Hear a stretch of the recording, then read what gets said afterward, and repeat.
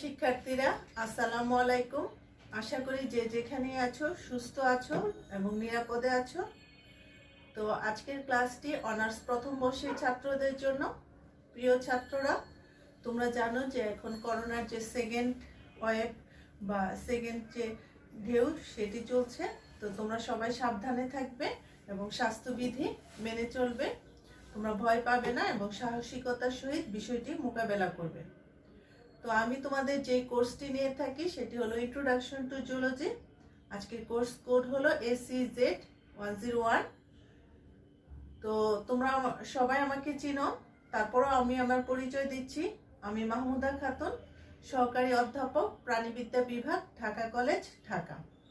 তো আজকে আমি তোমাদের যে বিষয়টি পড়াবো সেটি হলো বায়োডাইভার্সিটি বা জীববৈচিত্র্য, যাকে আমরা বায়োলজিক্যাল ডাইভার্সিটিও বলতে পারি। তো বর্তমান পরিপ্রেক্ষিতে এটি খুবই একটি আলোচিত বিষয় এবং আমাদের নিজেদের অস্তিত্ব রক্ষার জন্যই এই বিষয়টি সম্পর্কে আমাদের জানা প্রয়োজন। তো চলো আমরা আমাদের পড়াশোনায় চলে যাই। বায়োডাইভার্সিটি বা জীববৈচিত্র্য শব্দটি আসলে দুইটি ওয়ার্ড থেকে এসেছে। বায়ো মিন্স লাইফ এবং ডাইভার্সিটি মিন্স ভ্যারাইটি, অর্থাৎ ভ্যারাইটি অফ লিভিং অর্গানিজম। আমাদের যে বিভিন্ন জীব আছে তাদের মধ্যে যে বিভিন্নতা দেখা যায় তাকে বায়োডাইভার্সিটি বা জীববৈচিত্র্য বলে। 1985 সালে একজন মার্কিন বিজ্ঞানী ওয়াল্টার জি রোজেন এবং তিনি সর্বপ্রথম এই জীববৈচিত্র্য শব্দটির প্রবর্তন করেন। তো আমরা এখন একটু জীববৈচিত্র্যের ডেফিনেশন বা সংজ্ঞাটি দেখব। তো জীববৈচিত্র্য সম্পর্কে অনেকেই অনেক ডেফিনেশন দিয়েছেন। তো জীববৈচিত্র্য সম্পর্কিত যে আধুনিক ডেফিনেশন বা মডার্ন যে ডেফিনেশন সেটি হলো পৃথিবীর স্থলমণ্ডল, জলমণ্ডল এবং বায়ুমণ্ডলে বসবাসকারী আমাদের যে লক্ষ লক্ষ উদ্ভিদ, প্রাণী এবং অণুজীব আছে তাদের মধ্যে যে জিনগত, প্রজাতিগত এবং বাস্তুতান্ত্রিক যে বিভিন্নতা দেখা যায় তাদেরকে আমরা জীববৈচিত্র্য বা বায়োডাইভার্সিটি বলি। অর্থাৎ আমাদের কি ভূমণ্ডল বা স্থলমণ্ডল, জলমণ্ডল এবং বায়ুমণ্ডলে বসবাসকারী যে জীব আছে তাদের মধ্যে যে জিনগত, প্রজাতিগত এবং বাস্তুতান্ত্রিক যে বিভিন্নতা তাকে আমরা জীববৈচিত্র্য বলি। তো জীববৈচিত্র্যের যে ডেফিনেশন সেটিকে আমরা আর অন্যভাবেও দিতে পারি। সেটি হলো যে একটি পপুলেশনের যে বিভিন্ন সদস্যদের মধ্যে যে ভেরিয়েশন অথবা বিভিন্ন পপুলেশনের যে সদস্যদের মধ্যে যে ভেরিয়েশন তাদেরকেও আমরা জীববৈচিত্র্য বলি। অর্থাৎ একটি প্রজাতির যে বিভিন্ন সদস্য তাদের মধ্যেও কিছু বিভিন্নতা দেখা যায়, আবার বিভিন্ন প্রজাতি যখন একটা নির্দিষ্ট ভৌগোলিক স্থানে অবস্থান করে তাদের মধ্যেও বিভিন্ন রকম বিভিন্নতা দেখা যায়, সেটিও জীববৈচিত্র্য। তো এখন আমরা দেখব লেভেলস অফ বায়োডাইভার্সিটি, যাকে বলা হয় জীববৈচিত্র্যের যে বিভিন্ন স্তর, অথবা আমরা তাকে টাইপস অফ বায়োডাইভার্সিটি বা বায়োডাইভার্সিটির প্রকারভেদও বলতে পারি এবং এই বিষয়টি খুবই ইম্পর্টেন্ট। তো বায়োডাইভার্সিটির যে স্তর, সেই স্তর আসলে তিনটি। একটি হলো স্পিসিস ডাইভার্সিটি, যাকে বলা হয় প্রজাতিগত বিভিন্নতা। আরেকটি হলো জেনেটিক ডাইভার্সিটি, যেটি হলো জিনগত বিভিন্নতা। আরেকটি হলো ইকোসিস্টেম ডাইভার্সিটি, যেটি হলো বাস্তুতান্ত্রিক ভিন্নতা। তো স্পিসিস ডাইভার্সিটি বা যে প্রজাতিগত ভিন্নতা সেটি সম্পর্কে এখন আমরা জানব। তো স্পিসিস হলো কি এমন এক ধরনের পপুলেশন যারা হচ্ছে দেখতে একই রকম, কিন্তু তাদের যে সম্পর্কিত যে অন্যান্য হচ্ছে দল বা জনগোষ্ঠী তাদের থেকে তারা প্রজননিক দৃষ্টিকোণ থেকে আলাদা। অর্থাৎ তারা একই প্রজনন সূত্রে, নিজেদের মধ্যে একই প্রজনন সূত্রে তারা অভিন্ন এবং তারা কি করে নিজেদের মধ্যে যৌন জনন সম্পন্ন করে এবং যৌন জননের মাধ্যমে যে সন্তান তৈরি হবে সেটি হবে উর্বর। তাকেই আমরা স্পিসিস বা প্রজাতি বলবো। তো এই প্রজাতির মধ্যে বিভিন্ন ধরনের ভিন্নতা দেখা যায়। দেখা গেছে যে কোনো ভৌগোলিক স্থানে বসবাসকারী একই প্রজাতির বিভিন্ন সদস্যদের মধ্যেও ভিন্নতা থাকতে পারে, অথবা বিভিন্ন যে প্রজাতি তাদের মধ্যেও ভিন্নতা থাকতে পারে। এই ভিন্নতা হতে পারে তাদের যে অঙ্গসংস্থানিক বা মরফোলজিক্যাল ভিন্নতা, অথবা তাদের বিহেভিয়ারাল কিছু বিভিন্নতা থাকতে পারে, অথবা তাদের শারীরবৃত্তীয় বা ফিজিওলজিক্যাল যে বিভিন্নতা সেটি থাকতে পারে। তো স্পিসিস ডাইভার্সিটিকে আমরা দুইটা ক্যাটাগরিতে ভাগ করি। একটি হলো ইন্ট্রাস্পেসিফিক ডাইভার্সিটি, আরেকটি হলো ইন্টারস্পেসিফিক ডাইভার্সিটি। একটি হলো প্রজাতিগত ভিন্নতা, আরেকটি হলো আন্তঃপ্রজাতিগত ভিন্নতা। যখন একই প্রজাতির যে বিভিন্ন সদস্যদের মধ্যে যে ভিন্নতা দেখা যায় তাকে বলা হয় ইন্ট্রাস্পেসিফিক ভিন্নতা। তো আমরা মেন্ডেলের সূত্র অনুসারে দেখেছি যে মটরশুঁটি যেটি হচ্ছে পাইজাম সেটিভা, সেটি একই প্রজাতি কিন্তু তাদের মধ্যে অনেক রকম ভিন্নতা দেখা যায়। যে ফুলের রং সেটি হচ্ছে লাল অথবা সাদা হতে পারে, লম্বা অথবা খাটো হতে পারে সেটি কাণ্ড, অথবা তাদের যে বীজের যে সাইজ সেটিও চেঞ্জ হতে পারে, গোলাকার, কুঞ্চিত, এরকম নানা ধরনের ভিন্নতা দেখা যায়। আরেকটি উদাহরণ হিসেবে বলা যায় ইন্ট্রাস্পেসিফিক বা আন্তঃপ্রজাতিগত ভিন্নতা। সেটি হলো যে মানুষের যে বিভিন্ন রেস, তোমরা দেখবে যে যারা আফ্রিকায় বসবাসকারী মানুষদের যে মরফোলজি সেটি একরকম, আবার ইউরোপিয়ান যারা তাদের যে মরফোলজি তারা আরেক রকম, কেউ শ্বেতাঙ্গ কেউ কৃষ্ণাঙ্গ, কিন্তু তারা একই প্রজাতিভুক্ত। অর্থাৎ একই প্রজাতির বিভিন্ন সদস্যদের মধ্যে যে ভিন্নতা দেখা যায় সেটি হলো ইন্ট্রাস্পেসিফিক ভিন্নতা। তো আরেকটি হলো ইন্টারস্পেসিফিক ডাইভার্সিটি, যেটি হলো আন্তঃপ্রজাতিগত ভিন্নতা।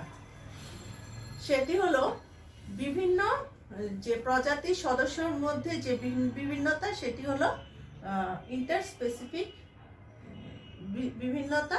যেমন আমরা যদি বাঘ ও সিংহর কথা ধরি, বাঘ হচ্ছে প্যান্থেরা ট্রাইগিস আর সিংহ হলো প্যান্থেরা লিউ। তারা একই গণের অন্তর্ভুক্ত, কিন্তু তাদের প্রজাতিগত বিভিন্নতার কারণে তাদের যে মরফোলজিক্যাল যে বৈশিষ্ট্য সেটিও চেঞ্জ হয়, এবং তারা কিন্তু প্রজননিক দৃষ্টিকোণ থেকে আলাদা, এবং তারা যদিও তাদের মধ্যে ইন্টারব্রিড করানো হয় সেটি অবশ্য ক্যাপটিভিটিতে বা বন্দি দশায়, কিন্তু তার ফলে তারা যে সন্তান উৎপন্ন করে সেটি আসলে উর্বর নয়। অর্থাৎ বিভিন্ন প্রজাতির সদস্যদের মধ্যে যে বিভিন্নতা দেখা যায় সেটি হলো ইন্টারস্পেসিফিক বিভিন্নতা। তো পরবর্তীতে আমরা যেটি পড়ব সেটি হলো জেনেটিক ডাইভার্সিটি। জেনেটিক ডাইভার্সিটি আসলে জিন নিয়ে। তো আমাদের যে ক্রোমোজোমের যে মৌলিক একক সেটি হলো জিন, এবং এই জিনের মাধ্যমে আমাদের যে বিভিন্ন বৈশিষ্ট্য আসলে সেটি এক জেনারেশন থেকে আরেক জেনারেশনে সঞ্চারিত হয়, এবং এই জিনের যদি কোনো ঘটন এবং বিন্যাসে পরিবর্তন হয় তাহলে আসলে আমাদের বৈশিষ্ট্যেরও পরিবর্তন ঘটবে। তো অর্থাৎ জিনই হলো আমাদের বিভিন্ন বৈশিষ্ট্য প্রকাশ করে। তো কোনো নির্দিষ্ট স্থানে বসবাসকারী অথবা ভিন্ন ভিন্ন ভৌগোলিক স্থানে বসবাসকারী একই প্রজাতির সদস্যদের মধ্যে যদি জিনগত বিভিন্নতার কারণে যে পার্থক্য দেখা যায় বা যে বিভিন্নতা দেখা যায় তাকে আমরা জেনেটিক ডাইভার্সিটি বা জিনগত ভিন্নতা বলতে পারি। তার পরবর্তীতে আছে ইকোসিস্টেম ডাইভার্সিটি বা বাস্তুতান্ত্রিক ভিন্নতা।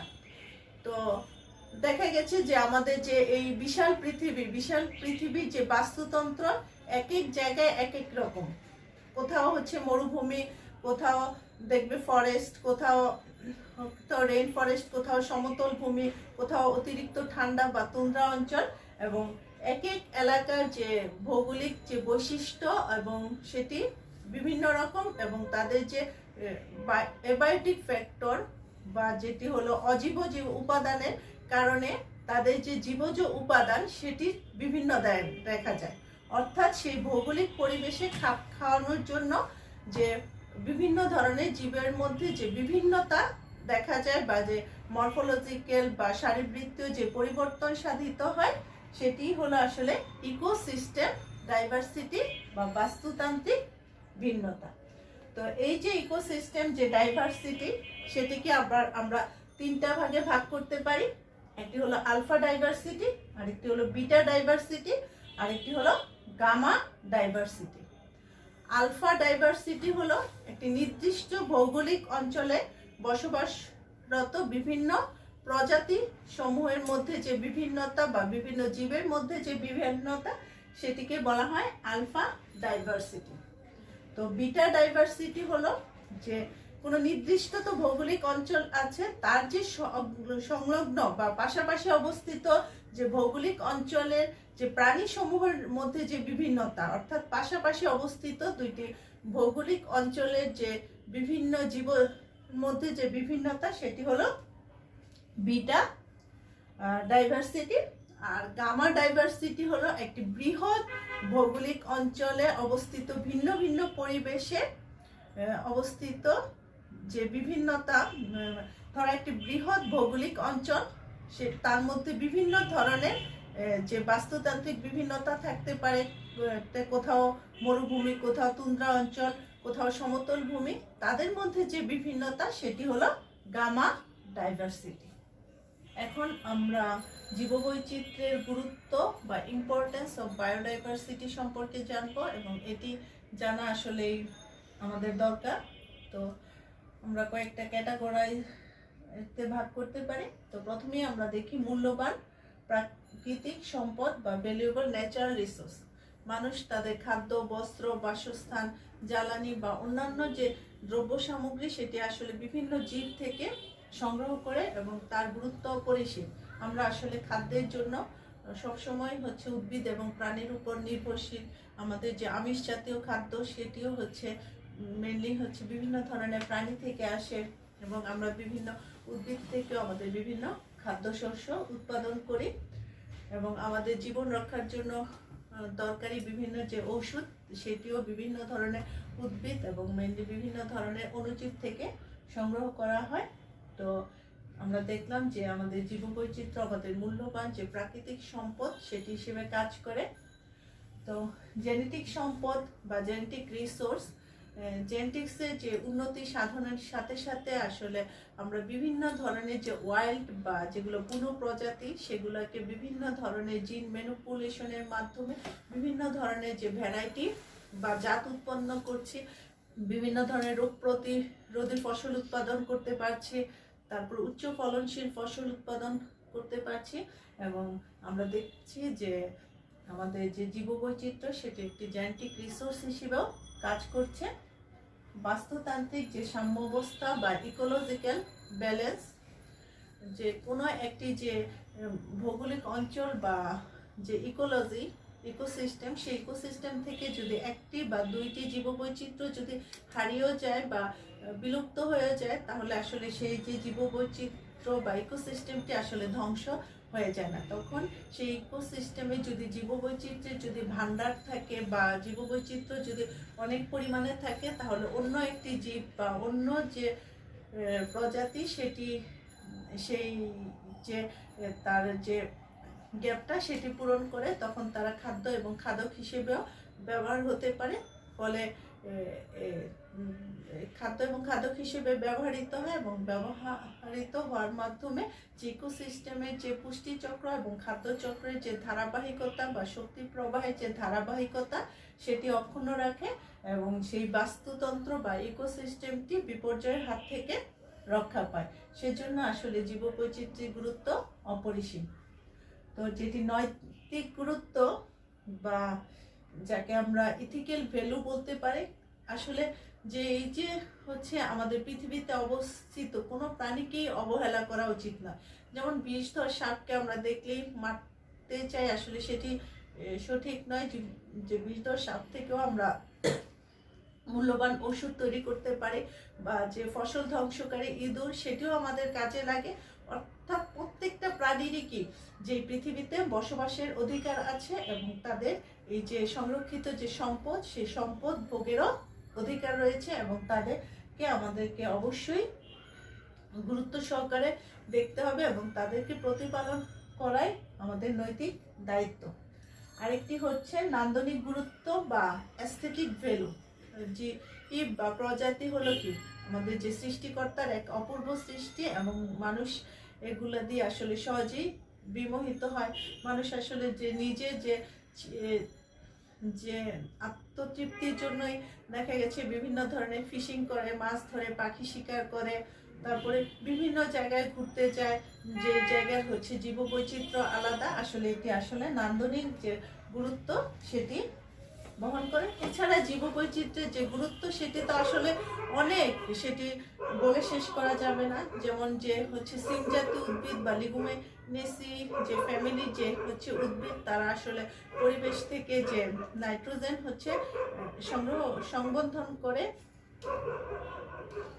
এছাড়া কিছু কিছু যে অণুজীব বা কিছু জীব রয়েছে যারা স্ক্যাভেঞ্জার বা ময়লা খাদক হিসেবে কাজ করে এবং পরিবেশকে তারা সুস্থ রাখে।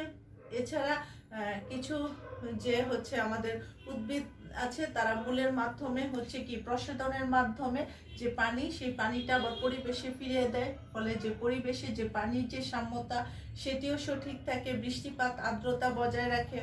এছাড়া কি করে, এছাড়া ক্লোরোফিল এর মাধ্যমে হচ্ছে সৌরশক্তির মাধ্যমে সালোকসংশ্লেষণ প্রক্রিয়া উদ্ভিদ খাদ্য তৈরি করে। এভাবে যে হচ্ছে আমাদের যে জীবের যে হচ্ছে একটা যে ভিত্তি, ইকোসিস্টেমের ভিত্তি, সেই ভিত্তিটা হচ্ছে বজায় রাখে। এভাবে নানাভাবে জীববৈচিত্র্য আমাদের উপকার করে থাকে। আসলে জীববৈচিত্র্যের গুরুত্ব বলে শেষ করার নেই।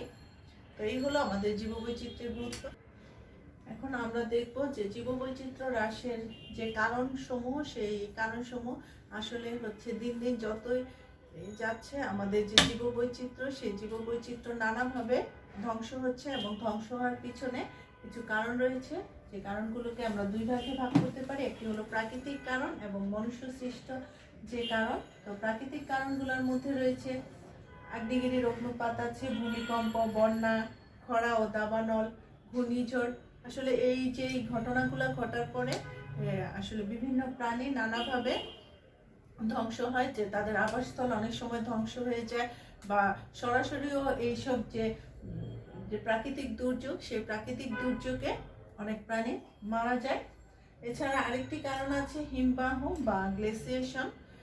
তো এটি আসলে সবসময় ঘটে না, এটি অনেক প্রায় 10 লক্ষ বছর আগে প্লেস্টোসিন যুগে যে পৃথিবীর যে উত্তর এবং দক্ষিণ গোলার্ধে ইউরোপের বিভিন্ন অঞ্চলে অত্যধিক ঠান্ডা পড়েছিল, এবং একটা বিশাল যে অঞ্চল, সেই অঞ্চলে বরফে আচ্ছাদিত হয়েছিল, এবং এই আচ্ছাদনের ফলে অনেক প্রাণী, সেখানকার অনেক প্রাণী অন্য জায়গায় গমনাগমন করেছে, এবং সেখানকার অনেক প্রাণী ধ্বংস হয়ে গেছে। তো এই হলো আমাদের জীববৈচিত্র্য হ্রাসের যে প্রাকৃতিক কারণসমূহ। তো আমরা যদি একটু মনুষ্য সৃষ্ট যে কারণ, সেই কারণগুলো দেখি, তো আবাসস্থল ধ্বংস একটি প্রধান কারণ। কারণ আমাদের যে জনসংখ্যা যত বৃদ্ধি পাচ্ছে, আমাদের তাদের চাহিদা মেটানোর জন্য আমাদের যে বিভিন্ন ধরনের বনভূমি ধ্বংস করতে হচ্ছে। এছাড়া দ্রুত নগরায়ন এবং শিল্পায়নের ফলেও আসলে জীববৈচিত্র্য নানাভাবে ধ্বংস হচ্ছে, এবং আমরা আবাসস্থলগুলো ধ্বংস করছি। তো আবাসস্থলে যে খণ্ড বিখণ্ডকরণ, অনেক সময় কি হয় যে আমাদের এই যে আসলে জনসংখ্যা বৃদ্ধি, নগরায়ন এবং হচ্ছে শিল্পায়নের জন্য আমরা যে একটি আবাসস্থলকে বড় যে হটস্পট বা একটা বড় এলাকাকে খণ্ড বিখণ্ড করছি, এবং খণ্ড বিখণ্ড করার কারণে দেখা যায় সেই এলাকার অনেক প্রাণী বিলুপ্ত হয়ে যাচ্ছে। তো দূষণ সেটি আরেকটি বড় কারণ জীববৈচিত্র্য হ্রাসের। সেটি বায়ু দূষণ, পানি দূষণ বা মাটি দূষণ হতে পারে। তো অ্যাসিড রেইনের কারণে সরাসরি যদি অ্যাসিড রেইন কোনো জলাশয়ে পড়ে, সেই জলাশয়ের অনেক ক্ষতি হয়। এছাড়া যে অম্লবৃষ্টি, সেই অম্লবৃষ্টি যদি হচ্ছে কোনো স্থলজ ভাগে উদ্ভিদের উপর পড়ে, সেই উদ্ভিদের যে বাকল, তারপরে কলি কুড়ি, এগুলাও নষ্ট হয়ে যায়। এছাড়া আমরা দেখেছি পানি দূষণের কারণে আমাদের যে বুড়িগঙ্গা, সেই বুড়িগঙ্গার কি অবস্থা, যে বুড়িগঙ্গাকে ঘিরে এককালে আমাদের সভ্যতা গড়ে উঠেছিল, নাগরিক সভ্যতা, সেই নদী আজ প্রাণহীন, এবং সেই নদীর যে ডিজলভ অক্সিজেন বা পানিতে যে দ্রবীভূত অক্সিজেন, সেটির পরিমাণ এত কমে গেছে যে সেখানে কোনো প্রাণী যে হচ্ছে তার যে জীববৈচিত্র্য, সেটি অনেক কমে গেছে। তারা বিভিন্নভাবে আমাদের দূষণের ফলে যে জীববৈচিত্র্য অনেক বেশি কমে যাচ্ছে। তো অতিমাত্রায় যে প্রাকৃতিক সম্পদ আহরণ সেটিও আমরা আমাদের নিজেদের চাহিদার জন্য বিভিন্নভাবে যে প্রাকৃতিক সম্পদ আহরণ করছি। অতিমাত্রায় যে কাঠ, বনাঞ্চল থেকে কাঠ আছি, বনভূমি ধ্বংস করছি, এবং সেটিও হচ্ছে জীববৈচিত্র্য হ্রাসের একটি প্রধান কারণ। তো অতিমাত্রায় জীবজ সম্পদ আহরণও আরেকটি কারণ। তো বিদেশি প্রজাতির অনুপ্রবেশ, অনেক সময় আমরা হচ্ছে কোনো ধরনের পরীক্ষা নিরীক্ষা না ছাড়াই অনেক ধরনের বিদেশি প্রজাতি আমাদের দেশে ঢুকাচ্ছে। এর ফলে বিভিন্ন ধরনের রোগ বালাই হচ্ছে। এছাড়া যে এই দেশি এবং বিদেশি প্রজাতিগুলো প্রতিযোগিতায় লিপ্ত হচ্ছে, এবং তার ফলে আসলে অনেক দেশীয় প্রজাতি আমাদের ধ্বংস হচ্ছে। রাসায়নিক সার এবং কীটনাশক ব্যবহারের ফলে আসলে অনেক ধরনের জীববৈচিত্র্য ধ্বংস হয়। এর ফলে মাটি, পানি এবং বায়ু দূষিত হয়।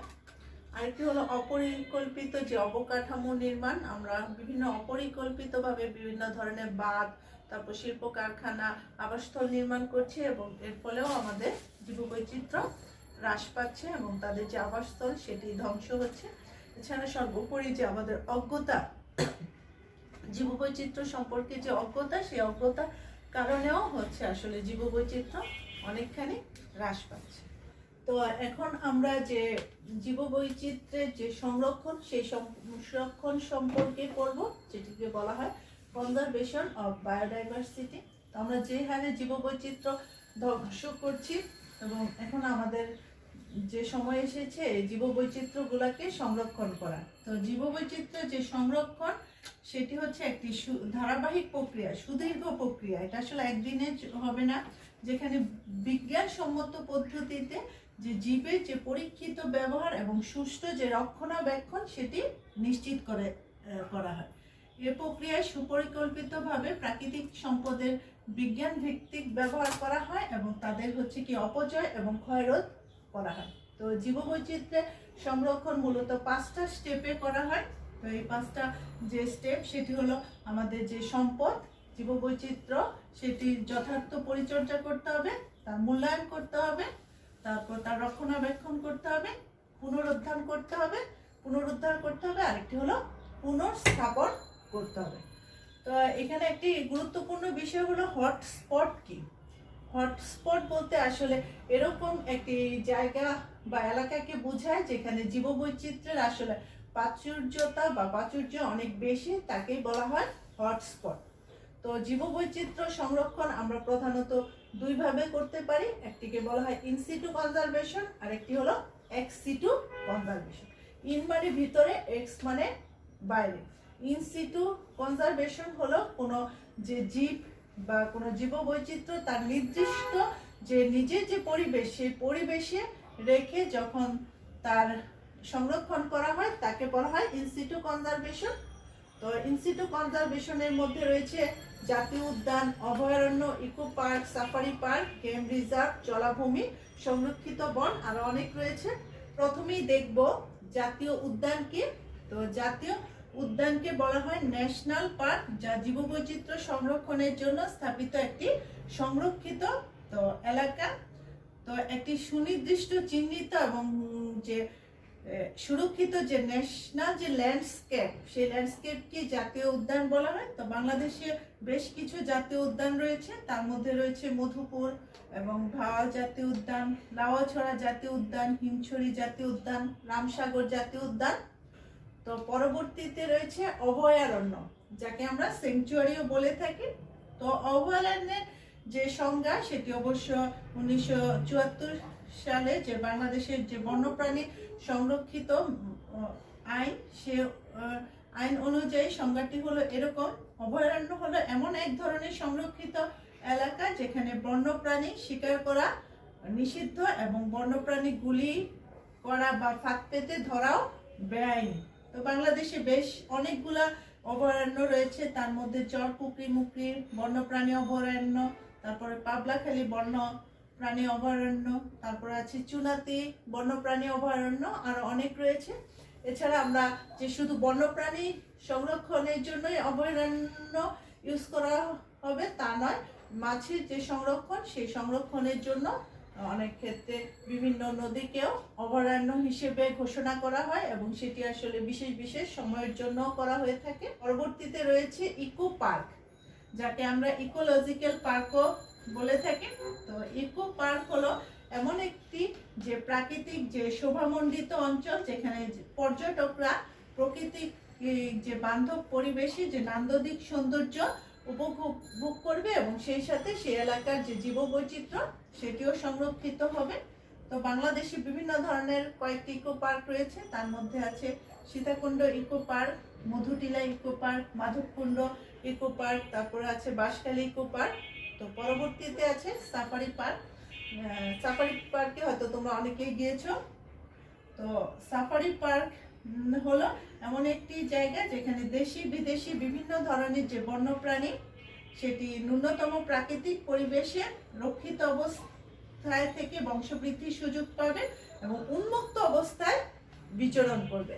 তো তোমরা যদি যে গাজীপুর সাফারি পার্কে গিয়ে থাকো, দেখবা যে তোমরা আসলে বাসে থাকবে বা কেজে থাকবে, আর বন্যপ্রাণীরা যে নির্দ্বিধায় চলাচল করবে। তো বাংলাদেশে দুটি গুরুত্বপূর্ণ যে সাফারি পার্ক রয়েছে, সেটি হলো একটি হলো দুলহাজারা সাফারি পার্ক, যেটি কক্সবাজারে অবস্থিত, আরেকটি রয়েছে বঙ্গবন্ধু সাফারি পার্ক, যেটি গাজীপুরে অবস্থিত। তো পরবর্তীতে আছে গেম রিজার্ভ। তো গেম রিজার্ভ বলতে বোঝায় এমন একটি এলাকা যেখানে বন্যপ্রাণী সংখ্যা বৃদ্ধি পাবে সত্য, কিন্তু সেখানে আসলে বন্যপ্রাণী ফাঁদ দিয়ে ধরা বা মারা নিষিদ্ধ। তবে কর্তৃপক্ষ লাইসেন্স বা অনুমতি যে যদি সাপেক্ষে নির্দিষ্ট সময়ের জন্য এসব এলাকাতে বন্যপ্রাণী শিকারের অনুমতি দিয়ে থাকে। তো বাংলাদেশে একমাত্র যে গেম রিজার্ভ সেটি টেকনাফে অবস্থিত। পরবর্তীতে আমাদের রয়েছে জলাভূমি। তো জলাভূমি বলতে আসলে এরকম এলাকাকে বোঝায় যেটি হলো প্রাকৃতিক অথবা মনুষ্য সৃষ্ট, স্থায়ী অথবা অস্থায়ী, সেটি হতে পারে স্থির অথবা প্রবাহমান জলরাশি বিশিষ্ট, স্বাদু পানির অথবা লবণাক্ত অথবা মিশ্র জলা কোনো বিশিষ্ট জলা ডোবা অথবা পীঠভূমি সেটি, অথবা এরকম যে গভীরতা বিশিষ্ট সামুদ্রিক এলাকা যা নিম্ন জোয়ারের সময় 6 মিটারের বেশি গভীরতা অতিক্রম করে না, তাকে জলাভূমি বলে। তো এই জলাভূমি সম্পর্কে একটি রামসার এলাকা বা রামসার সাইট সম্পর্কিত একটি ধারণা আছে, যেটি 1971 সালে বিশ্বের বিভিন্ন দেশের জীববৈচিত্র্যময় জলাভূমি রক্ষার জন্য ইরানের যে রামসার শহরে একটি চুক্তি হয়েছিল এবং বাংলাদেশ সহ বিভিন্ন দেশ এই চুক্তিতে স্বাক্ষর করে। তো সেটি হলো আসলে রামসার সাইট বা জলাভূমি। তো বাংলাদেশের যে বিভিন্ন এলাকা টাঙ্গুয়ার হাওর সেগুলাও রামসার এলাকার যে স্বীকৃতি সেটি পেয়েছে।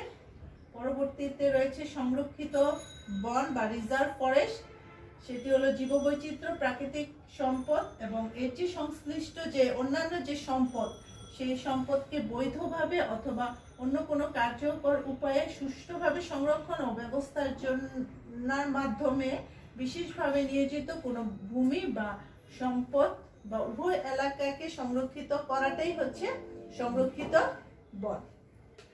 তো পরবর্তীতে আমরা চলে যাব এক্সিটু কনজারভেশন।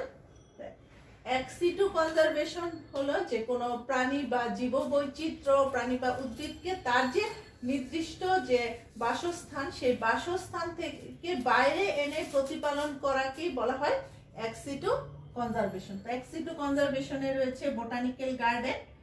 তো বোটানিক্যাল গার্ডেনে আসলে বিভিন্ন ধরনের উদ্ভিদ সংরক্ষণ করা হয়। তো বিশেষ করে বিভিন্ন ধরনের উদ্ভিদকে তাদের যে বিলুপ্তির হাত থেকে রক্ষা করার জন্য সেখানে তাদের সংরক্ষণ করা হয়। এছাড়া এটি গবেষণার কাজে ব্যবহার করা হয়। এছাড়া বিভিন্ন তাদের চিত্ত বিনোদনের জন্য বোটানিক্যাল গার্ডেনটি ইউজ করা হয়। এছাড়া রয়েছে সিড ব্যাংক।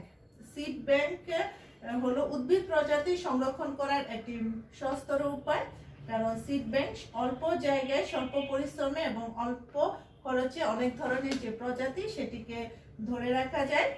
তো এখানে সাধারণত বীজকে শুকিয়ে -20 ডিগ্রি সেলসিয়াস তাপমাত্রায় অধিকাংশ উদ্ভিদ প্রজাতির বীজকেই অনেক দিনের পর দিন সংরক্ষণ করা হয়। তো পরবর্তীতে রয়েছে ইনভিট্রো। ইনভিট্রো মানে বোঝায় যে কাচের ভিতর। অনেক সময় গবেষণাগারে বা কোনো ল্যাবরেটরিতে কাচের ভিতর কোনো যে টিস্যু যদি সংরক্ষণ করা হয় নিম্ন তাপমাত্রায় তাকে বলা হয় ইনভিট্রো সংরক্ষণ। তারপরে আছে ডিএনএ সংরক্ষণ, উদ্ভিদ বা প্রাণী থেকে বিভিন্ন ধরনের ডিএনএ সংগ্রহ করা হয় এবং তা জিন ব্যাংক হিসেবে রাখা, এবং পরবর্তীতে আমরা সেটি ব্যবহার করতে পারি। তারপরে আছে পোলেন বা পরাগরেণু সংগ্রহ। পরাগরেণুকে নিম্ন তাপমাত্রায় দীর্ঘদিন সংরক্ষণ করা যায় এবং পরে জীবন্ত উদ্ভিদের সাথে ক্রসিং প্রক্রিয়ায় ব্যবহার করা হয়। তো এইভাবে আমরা পরাগরেণু সংরক্ষণ করতে পারি। এছাড়া জু বা চিড়িয়াখানাও হচ্ছে আসলে এক্সিটু কনজারভেশনের আরেকটি এক্সাম্পল। তো এই হলো আজকে আমার বায়োডাইভার্সিটি বা জীববৈচিত্র্য সম্পর্কিত ক্লাস। যেহেতু তোমরা ফার্স্ট ইয়ারে আছো, সে সম্পর্কে তোমাদের যে যতটুকু ধারণা দিলাম ততটুকুই যথেষ্ট। তো তোমরা এর মাঝে বেশ কিছু যদি ছোট ছোট কোশ্চেন আছে সেগুলো শিখবে। তো আশা করি আজকে লেকচারটি তোমরা সবাই বুঝতে পেরেছো। তো এখানে যদি কোনো সমস্যা হয় তোমরা আমাকে জানাবে, আমি সলভ করে দেব। সবাই ভালো থাকবে, সুস্থ থাকবে। ধন্যবাদ সবাইকে।